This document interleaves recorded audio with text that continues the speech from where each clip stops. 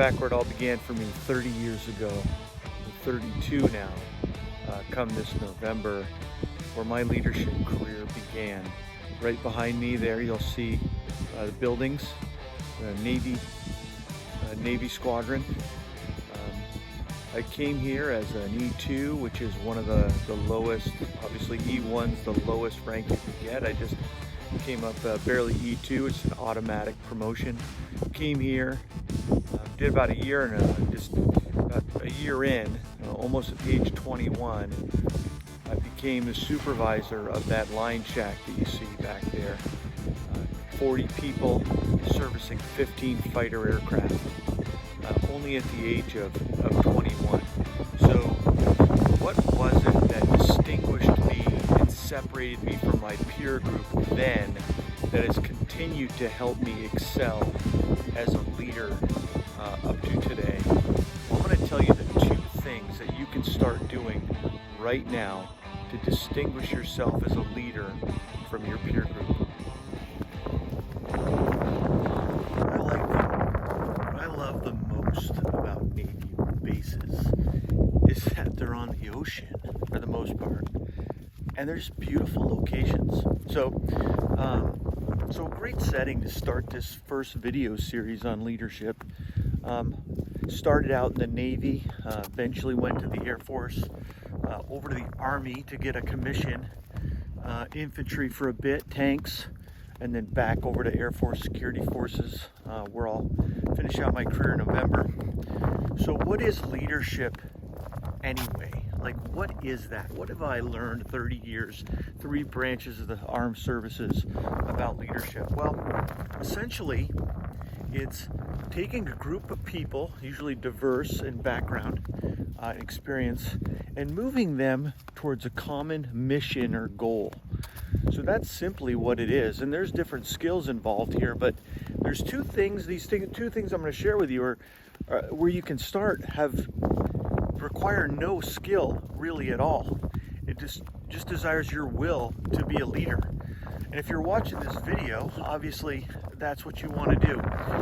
So the first thing that you have to focus on, or the first thing that you can do to start separating yourself out and identifying yourself as a leader, is taking responsibility for that mission or those goals. You think about people like Tom Brady. I'm wearing my Patriots shirt here.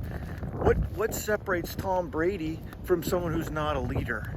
So they're on the 10-yard line with a minute to go. He's the one who wants the ball. The mission is to win the game. They're down by 6. He wants the ball. He's the one that wants to carry it through and attack the opposition, or attack the goal in the mission and get it done.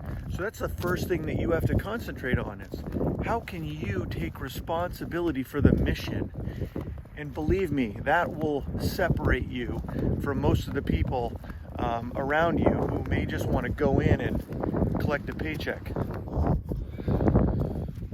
All right, so if the first thing is taking responsibility for the mission, what's the second thing? Well, the second thing is the desire to operate above your current station or your current position. We call this lots of things. We call this desire over capability. We call this punching above your weight class. But the fact of the matter is, you don't have to be limited by the position you're in. And actually, we'll talk about this. Positional leadership is the lowest form of leadership. You're not a leader because of the position you're in. You're a leader because of what you do and how you can influence people to achieve the mission. So one of the things I look for as I command folks, or I've commanded my last 4 squadrons, what I always look for before I promote somebody is that they're actually operating that level before I promote them. It's not a guessing game for me when I promote someone to a higher level of responsibility. It's the people that are already operating at that level, so it's a no-brainer. So what can you be doing? Well, look at the leaders above you, supervisors, managers. What are the skills that they have to do a good job where they are? What are the skills that they're exhibiting? What is your company? What does the military? What does wherever you are? What does that require of you to achieve that level? And that's what you're working for.